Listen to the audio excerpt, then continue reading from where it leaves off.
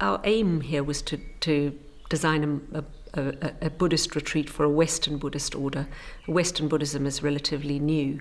The order was started in the 1960s. Western Buddhism predates that, but not by a huge amount. So there was a theological aspect to the design brief too. We were designing a place where Western Buddhism could be practiced. The concept of arranging space around courtyards came very early on as a direct response to the landscape and to the conditions on the site and the fact that it's quite often windy.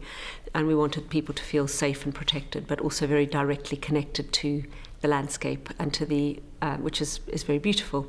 And the idea of the sort of not only enclosing these spaces with buildings, but also trying to make the walls as perforated as possible, either by framing views of the landscape or by perforating the walls themselves, was something we sort of stumbled upon as an idea, hoped it would work, and it's ended up defining the place really, because it creates this separation, but also you never feel disconnected from one space to the other or from the outside until you arrive in the shrineroom, which is where your focus is on the object of your devotion, on the Buddha figure, rather than on the outside. So then the spatial experience is reversed.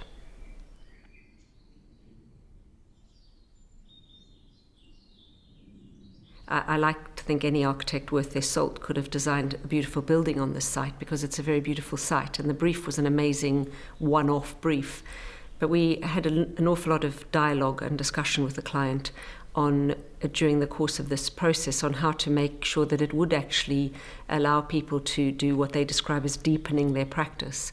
So we could have got it very wrong and designed a building that was just distracting and didn't allow people to do what they need to do here.